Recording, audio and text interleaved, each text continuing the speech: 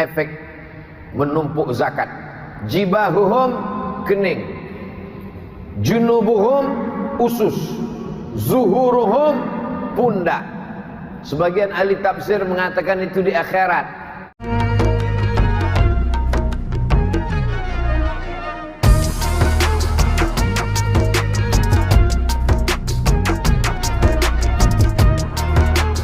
Orang-orang yang menumpuk emas, menumpuk perak, menumpuk duit, menumpuk gaji, tidak dikeluarkan zakatnya.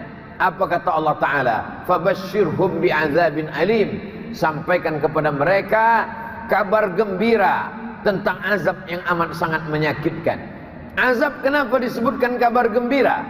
Azab tentunya ancaman, tapi bunyi kalimatnya di situ fabashshirhum, berikan mereka kabar gembira, karena mereka tidak layak untuk mendapatkan kabar gembira surga, menyia-nyiakan amanah gaji. Sampaikan kepada mereka kabar gembira azab. Ada 3 azab yang diberikan kepada mereka.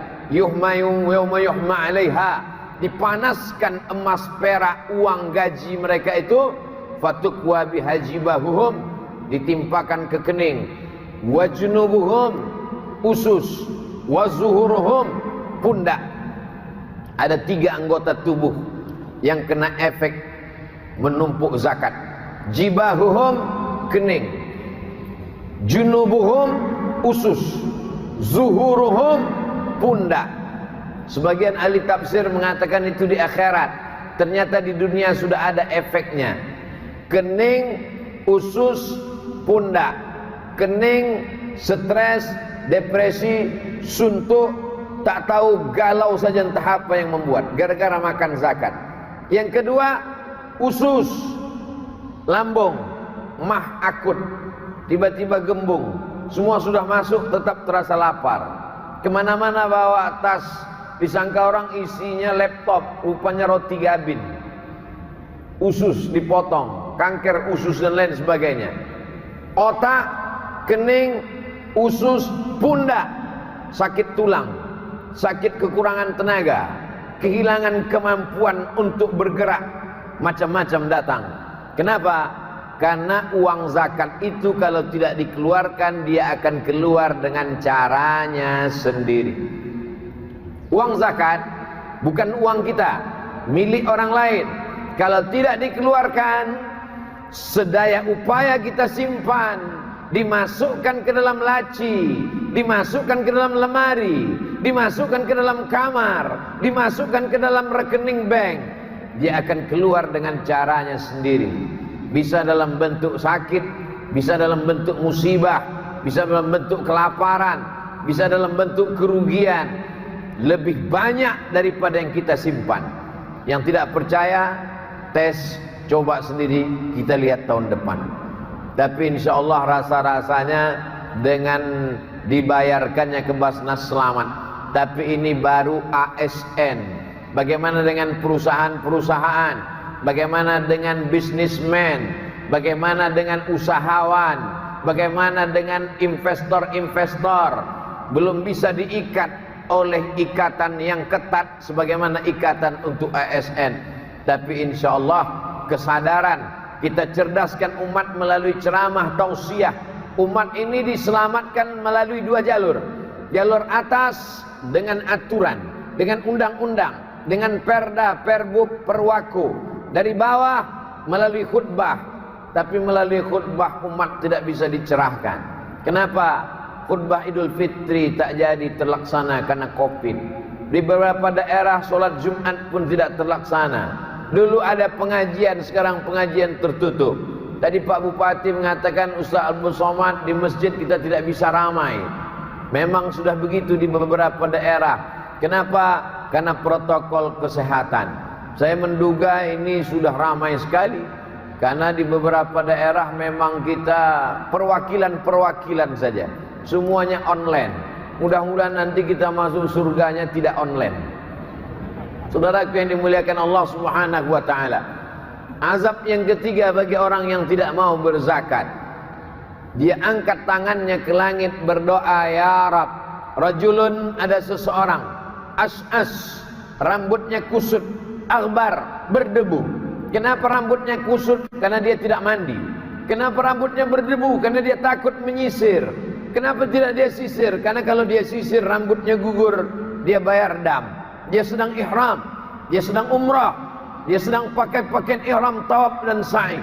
Dia tidak mandi, takut menyisir rambutnya, karena kalau gugur bulu dari badannya, dia akan kena denda. Di tempat yang suci, dalam ibadah yang suci, diangkat tangannya berdoa ke langit, ya Rab, ya Rab. Doanya tak dikabulkan Allah. Apa sebab doa tak dikabulkan Allah? Padahal berada di tanah suci, dalam ibadah yang suci, di samping Ka'bah, dekat dengan tempat suci. Mengapa doanya tak dikabulkan Allah? Ada 4 sebab. Mat'amuhu haram, makanannya haram. Masrabuhu haram, minumannya haram. Malbasuhu haram, pakaiannya haram. Wa ghudhiya bil haram, diberikan makanan haram. Saya tidak pernah korupsi, saya tidak nepotisme, saya tidak melakukan pungli. Kapan saya makan haram? Akibat tadi tidak membayar zakat. Alhamdulillah, yang sudah membayar zakat bersyukur kepada Allah. Yang belum membayar zakat, segera kartu bisa diurus. Tapi tentu kartunya tidak sebesar kartu Pak Bupati dan Wakil Bupati tadi. Itu kartu secara simbolis untuk menunjukkan kepada masyarakat bahwa kita taat pajak dan juga taat zakat. Apa beda pajak dengan zakat, Pak Ustadz? Pajak dipungut oleh negara, dibayarkan kepada seluruh warga negara, tidak melihat agamanya. Selama dia warga negara Kesatuan Republik Indonesia, dia bisa menikmati pajak. Tapi zakat tidak demikian. Zakat hanya dinikmati oleh 6, 7, 8. Siapa dia? Innamas shadaqatu lil fuqara wal masakin milina 'alaiha wal mu'allafati qulubuhum wa fir riqab wal gharimin wa fi sabilillah wa ibnis sabil. Yang ketujuh, fi sabilillah. Fi sabilillah, semua jalan mengagungkan agama Allah mendapatkan zakat. Makanya anak-anak Malaysia dulu, teman-teman kami waktu kuliah di Kairo, hidupnya makmur, naik taksi, duitnya banyak. Kenapa?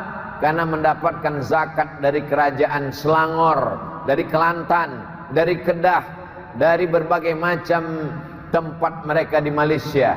Alhamdulillah, saya mendapat video, 3 kiriman video dari adik-adik kelas saya di Kairo. Ternyata mereka juga mendapatkan beasiswa dari Pemda Kabupaten Penajam Pasir Utara. Ini jangan-jangan Ustadz ini menggada-gada. Ada, masih ada, saya simpan videonya. Paket pula habis.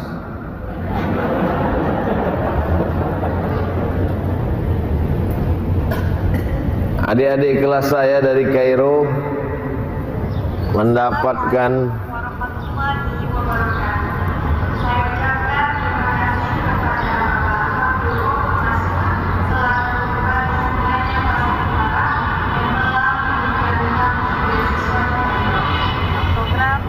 kami mendapatkan beasiswa. Nanti saya share ke grup-grup bapak-bapak, ibu-ibu. Mereka sedang belajar di Kairo. Saya ketika mendapat video ini sakit hati saya. Karena saya 4 tahun di Mesir tak ada seperak pun dapat beasiswa. 4 tahun di Mesir berangkat tidak diantar, pulang tidak dijemput, tak dikirim duit seperak pun. Setelah pulang diundang ceramah ke Pemda, apa kata mereka? Inilah kader yang kita kirim dulu. Dalam hati saya, entah siapa yang ngirim. Berapa senangnya hati anak-anak. Mereka akan pulang membangun negeri ini. Tidak seperti Abdul Somad beberapa tahun yang lalu, berangkat 98 pulang 2002. Selesai itu pergi lagi ke Maroko, selesai itu pergi lagi ke Sudan. Tapi memang nasib orang macam-macam. Kalau ada tuah di badan, pasir digenggam menjadi intan. Inilah orang-orang bertuah dari Penajam. Dulu dikatakan dia, kalau orang Balikpapan berkata, orang mana itu? Orang seberang. Akhirnya dia menjadi ibu kota kabupaten, dan lama-lama menjadi ibu kota. Masya Allah, tabarakallah. Dan cita-cita pula tinggi 150 meter tinggi, tower menara bertuliskan Allah dan Muhammad. Kalau panjanglah umur saya, ingin juga saya naik ke tower itu, bisa menengok atap rumah saya di Riau. Saudara yang dimuliakan Allah Subhanahu wa taala, orang yang tidak pernah punya mimpi, maka dia tidak akan pernah punya mimpi menjadi kenyataan. Semua mesti berawal dari mimpi-mimpi, keinginan-keinginan. Semua orang akan mencemeh, akan mengejek, akan mengolok. Apa itu? Tapi nanti kalau sudah terwujud, berdirilah menara 150 meter, semua akan berkata, tahu kamu di mana menara itu? Oh ya, dari Penajam Pasir Utara. Ustaz Abdul Somad pernah naik ke sana? Hampir nyaris. Saudara yang dimuliakan Allah Subhanahu wa taala, ini baru satu aspek zakat. Saya tidak bercerita tentang sholat berjamaah, karena sholat berjamaah sekarang orang ketakutan, takut COVID dan lain sebagainya. Insya Allah kita ikuti protokol kesehatan, jaga jarak. Maka di masjid kita yang cantik megah ini kita jaga jarak. Jangan duduk yang sudah ada kali-kalinya ini. Ya, jadi tinggal duduk saja, sajadahnya sudah bagus, masjidnya cantik, pintunya replika Masjid Nabawi. Siapa yang rindu ke Masjid Nabawi, datang sajalah ke masjid di Pasir. Tengoklah pintunya cantik luar biasa. Menengok ini pintunya mesti dikunci double karena emas banyak sekali di dalam ini. Kalau mau rahmat Allah Ta'ala turun, muliakan rumah Allah, muliakan masjid. Dengan cara apa? Jangan sampai orang melihat masjid, rumah-rumah pejabatnya mewah, malnya tinggi, tapi masjid macam sarang merpati, ditinggalkan. Tapi ketika saya datang kemari, Penajam tidak demikian. Justru saya belum menengok mal, lampu merah pun baru satu jumpa tadi, tapi masjidnya megah cantik luar biasa. Ini cara untuk mengundang turunnya rahmat Allah Subhanahu wa taala. Bersih dari sampah, bersih dari kotoran, dan bersih dari COVID. Kenapa? Karena sebelum masuk entah beberapa kali periksa tadi. Tangan diperiksa, Abdul Somad 35 derajat Celcius, silakan masuk naik. Lalu kemudian dikasih hand sanitizer, biasanya habis cuci tangan makan, ini cuci tangan aja. Lalu kemudian setelah itu langsung pula masuk ke dalam kotak. Lama juga dicuci kita di situ. Setelah dinyatakan bersih, barulah naik ke atas. Jadi tak ada ragu sedikit pun. Kita tetap ikut protokol kesehatan, menjaga jarak, mencuci tangan, memakai masker. Katanya pakai masker, kenapa Ustaz tak pakai masker? Saya tadi pakai masker, tapi kalau saya pakai terus nanti suara saya tak jelas, tak apa-apa yang saya katakan. Saya pakai masker tadi, di pintu sampai ke sini saya pakai masker. Saya dengar ada satu bapak yang mengatakan, tak nampak wajah Ustaz Somad, kata dia. Itu maka saya buka. Tapi insya Allah jarak kita jauh. Sampai hari ini belum ada ditemukan teori bahwa COVID bisa terbang. COVID hanya bisa pindah masuk melalui mulut dan hidung. Maka bapak tutup mulut, tutup hidung. Sampai hari ini COVID belum bermutasi masuk melalui telinga. Alhamdulillah. Kalau COVID masuk ke telinga, tak ada ceramah, karena telinga itu sumbat semua. Saudara yang dimuliakan Allah Subhanahu wa taala, sampai kapan COVID ini berakhir? Wallahu alam bisawab. Kalau ditunggu-tunggu kita stres, kalau ditunggu-tunggu kita depresi. Kenapa? Karena dia tidak nampak di mata, tapi dia ada. Maka caranya tidak lain tidak bukan kita terus aktif, terus bersemangat, terus target-target ke depan. Sebagai kabupaten yang besar, penduduknya 200.000 orang, maka kalau pegawai ASN Kabupaten Penajam Pasir Utara ini jujur, amanah, maka dia mendapatkan pahala sebanyak 200.000 kali lipat. Ini ustadz teorinya dari mana? Ini jangan-jangan mengada-ngada saja. Ini hadisnya. Ketika Nabi berkirim surat kepada Kaisar, Aslim taslam, wahai Kaisar Romawi, masuk Islamlah kau maka kamu akan selamat. Aslim, masuk Islamlah kamu, fa'alaika ajruka marrataini, falakal ajru marrataini. Kalau kau masuk Islam, pahalamu 2 kali lipat. Begitu surat Nabi kepada raja. Nabi berkirim surat kepada Raja Kaisar Romawi. Nabi berkirim surat kepada Raja Persia. Nabi berkirim surat kepada Raja Mesir namanya Jirjis, panggilannya Mukaukis. Di antara isi surat Nabi, kalau kau masuk Islam kau akan selamat dari neraka jahanam. Kalau kau masuk Islam maka pahalamu 2 kali lipat. Pertama sebagai pribadi, kedua pahala sebagai mengajak masyarakat dan rakyatnya.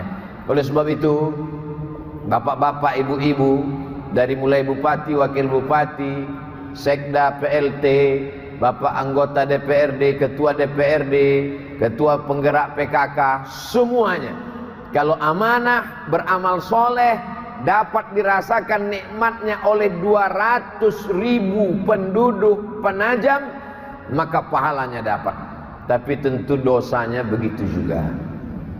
Kelipatan dosanya 200.000 juga. Kalau sampai ada yang berkhianat, kalau sampai ada yang tidak amanah, maka habislah pahala sholatnya, habislah pahala puasa sunatnya, habislah zikir, tahtim, tahlil dan yasinnya, karena yang mengambilnya juga 200.000 orang.